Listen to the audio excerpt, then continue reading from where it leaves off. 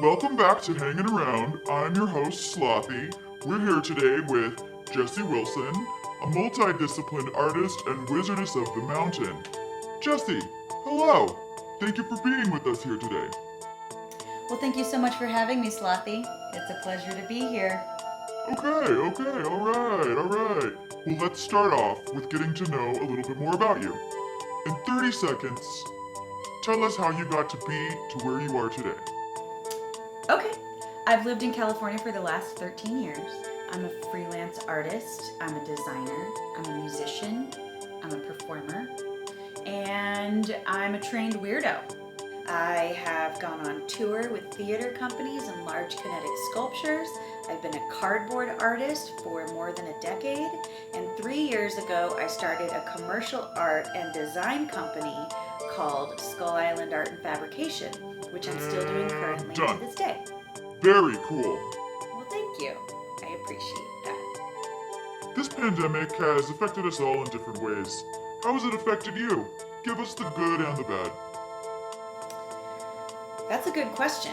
It's a hard one.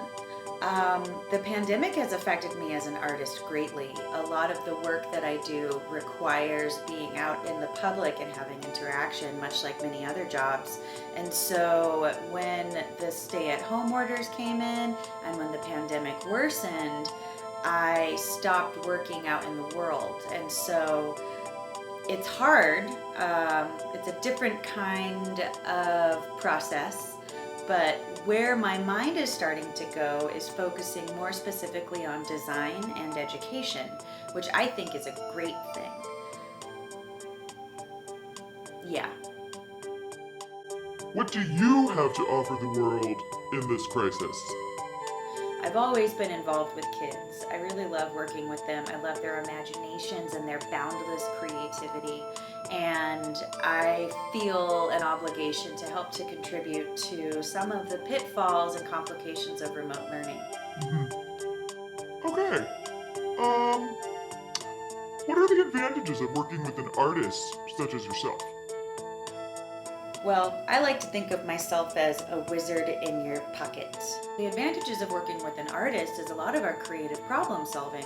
For me as a designer, especially in the commercial work that I did, I was tasked with the responsibility of designing on the fly and coming up with quick solutions to problems all the time.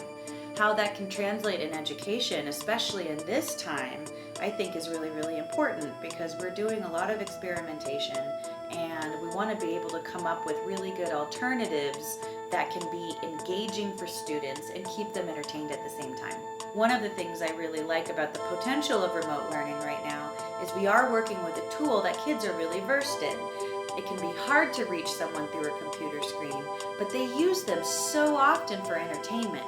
Interesting. Very interesting. I actually did a project with some kids at the end of last school year where we encouraged all of them to work with film. One of the things that I really appreciate about film is it encourages kids to utilize their skills that they already have with phones, tablets, iPads, all of these things that are usually in their everyday life. And how are you attempting these skill sets during this time? I'm so glad you asked that question. I think right now working with an artist is really important. We're getting ready to enter into a new school year and we don't really know what that's going to look like. We don't know how it's going to function. We don't know how we're going to present ideas to kids and how kids are going to showcase what they've learned back to us. I'm a highly creative person with a large community of people that can also offer their insights, and that's what a lot of artists are like. I think it's one of the reasons why our creativity is connected to so much invention, and this is a time for inventing new structures. Very cool. Very cool. Well, thank you so much for coming out, Jessie. It is comforting and exciting to know that you and others like you are rising to the challenge and facing the future with optimism and alternatives. Absolutely. Thank you so much for having me. Slothee, it's good to see you again. Thank you for sharing. But before we go, 3 really quick lightning round questions. Okay? Okay. Jessie, if you could, What two animals would you splice and why? I think that I would splice a cat and an eagle. Yeah, because cats are beautiful and fascinating and mysterious, and if it had giant eagle wings, it could fly around overhead hunting for mice, and then when you call it down to drink a saucer of milk, it could land on your arm. Okay, very good, very good. Jesse, if you could change the color of a watermelon, what color would it be? If I could change a watermelon to any color, I think I would change it to all colors. Can I have a watermelon that's kind of like a mood ring, like a mood melon, So depending on how I'm feeling, the color would match it. That's what I want in my watermelon. Mood melon. Yeah, mood melon. Oh, I like that. I like that a lot. Okay, last one. Jesse, why is water blue?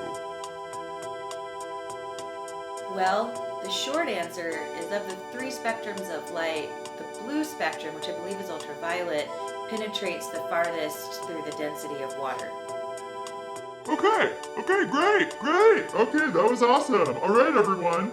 Enjoy the rest of your night, and thank you for tuning in. Goodbye.